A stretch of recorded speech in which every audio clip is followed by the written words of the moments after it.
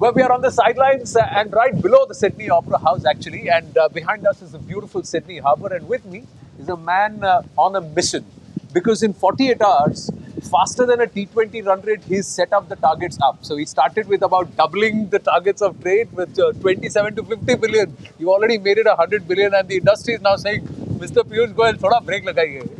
मैं समझता हूँ जो उत्साह मैंने यहाँ देखा 2 days of serious engagement with local industry, I realized that we are being too modest in our expectations. And unless we set aggressive targets, as Prime Minister Modi has done throughout his 8 years, we cannot get extraordinary performance. You saw what happened with exports. We crossed 400, we are at $418 billion today. So my own sense is that a $100 billion target of trade with Australia is doable, eminently doable. And the excitement that I've seen in the various meetings that I've had encourages me to go for it. The rough weather is not a deterrent? This is my favorite weather, Mumbai. This reminds me of Mumbai. That's true, that's why I'm enjoying it. First thing I saw, thought here, and I said, Are, this looks like Marine Drive, you know? But sans the ships, actually. No, so Gateway of India. Gateway of India. With the ships. With the ships. Absolutely. And the iconic structure. Absolutely. Very well said. But let me ask you, is this also a recognition of India as a power? India on its path of a Vishwaguru? Because I'm asking you, because we are right now helping a neighboring nation. We are helping Sri Lanka. And is Australia realizing that decoupling from China is most important, is the need of the hour, and India is the most stable partner? I don't worry about whether they are looking at decoupling with another country or not. I think India's agreement and India's business relations stand on their own feet. India today provides the best quality of goods, best service. You know, during COVID, when the most developed economies also face problems, we are one nation who continue to make sure that whatever we promised, whether goods or services, we met 100%. Correct. And which is why at the last G20 in Rome, when Prime Minister Modi spoke about India being a trusted partner, Yes.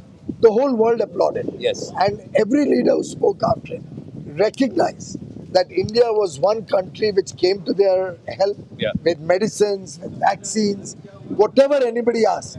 Prime Minister Modi said guaranteed we'll help. And that's the Indian humanity at its best.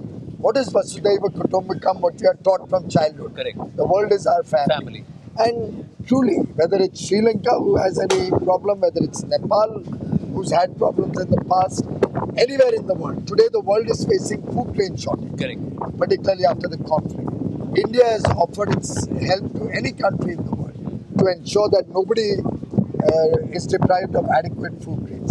Look at our own country. We've spent 3.5 lakh crores to ensure that not a single household has fallen short of food grain. Correct. We've doubled down on the food security and entitlement. Spent $50 billion for 25 months, giving 5 kilos extra to every single person, the marginalized section of society. 80 crore लोगों को आपने पहले 5 kilo मिलता था, उसको 10 kilo कर दिया, पूरा मुफ्त में कर दिया. ये जो 5 किलो अधिक दिया जा रहा है, मैं समझता हूँ पूरी दुनिया में आज भारत के संवेदनशील नेतृत्व की तारीफ हो रही है. Correct. Now we are unfortunately in a situation where the world recognizes what good work Prime Minister Modi has done. Somehow in India we are busy having sectarian politics and with silly one-line tweets which are actually disparaging of the wonderful achievements that all of India today should celebrate. Absolutely, and I think we need to be a little more aggressive. And we are seeing, I'm seeing it on ground. I'm seeing it manifest on ground. The weight of the tricolour. You met with Indian students today. Were you encouraged? Were you inspired? It's remarkable the soft power that we have. Yeah, they put you in a tough spot with some with questions also. But that's good. That is the strength of Indian students. You and I were students. Yes, absolutely. And I think it was wonderful to interact with them. They are very excited about the opportunities for them to work in Australia, for them to go back home and serve the motherland. I met a few students who said, no, we don't want to work here. We want to go back. There was this young girl from Assam who said, sir, I'm very happy you spoke about serving. Tehreen is her name. I see. Tehreen spoke about going back and serving the motherland. And she said, I want to work in the Northeast. But going forward, now, what are you expecting from the Australians? Because we are going to offer a lot to Australia.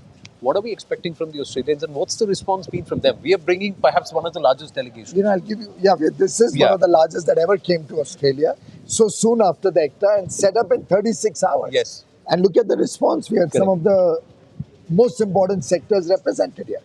But I'll give you some data points. Look at textiles, apparel, ready-made garment, home furnishing. Australia imports about $30 billion. Wow. It's about 2 lakh crores. What is India's contribution? About 3-4%. No. Now look at the potential growth here. Suppose we send a lakh of crores worth of textile and homemade apparel and goods here. Look at the job potential back home. Yeah. You'll be creating lakhs and lakhs of jobs only in the textile sector alone. Medicines, they buy $11 billion worth of medicines. We are known as the pharmacy in the world.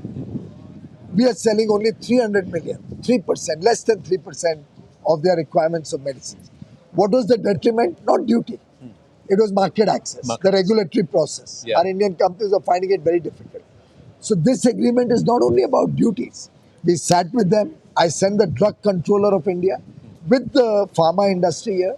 They engaged for a week with their regulators, and we've created a pathway by which those medicines which are approved by Canada and EU, with whom they have mutual arrangements, recognition arrangements, those medicines will get a smooth sailing and a faster regulatory approval into Australia, therefore opening up a new market. Gem and jewelry. They import from all over the world, but 5% duty? Gem and jewelry, there's no margin of 1 or 2%. Correct. 5%, and they're saying we'll capture this whole market. Sports goods. They're a sporting nation, but they get their goods from all over the world. Why not India? Why not Ludhiana? They had a large medical device person here who makes cochlear implants. Right? He was very excited that he has sold 27,000 cochlear implants in India over 27 years, and he was happy about it.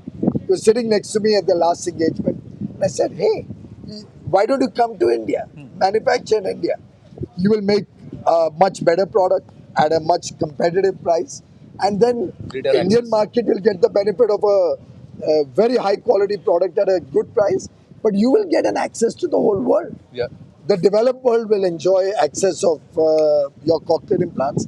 The less developed world will get them at a more competitive price. So poor people in Africa, in the island nations, other parts of the world will also get access. And our own Indians.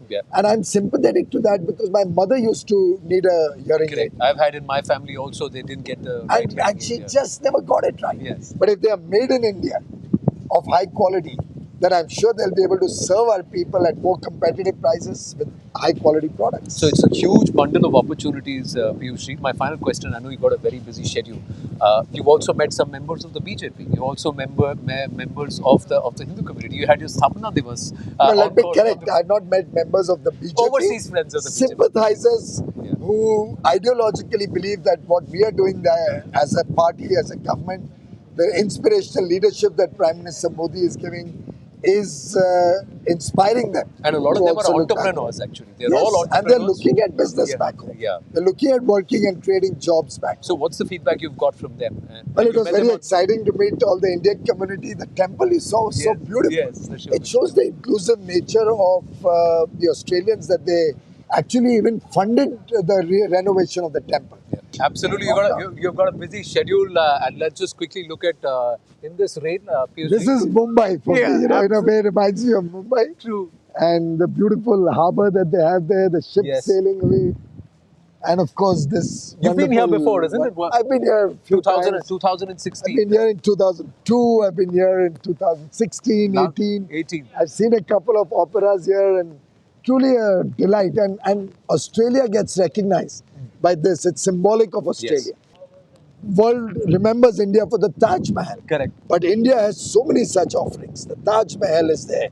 The Dholavira temple is there. Somnath temple. Now Kashi Vishwanath has become so beautiful. The new temple coming up in Ayodhya for Ramlala. And we have Ram Navami coming up on the 10th. This agreement was signed on Gudi Padwa, the New Year. We are here during Navratri. Absolutely. And I think it augurs well. It augurs well. A lot of auspicious. I think the India leg of this ECTA trip should happen in Kevadia, Piyushji. And Let's see that. yeah, true. Let's see that happening. You've got a long innings to go right now because more engagements in Sydney, and of course, then it's Perth and at the Waka. So we'll have another ball at you Look there. forward to it. Thank you. Thank you so much. Thank you. Thank you.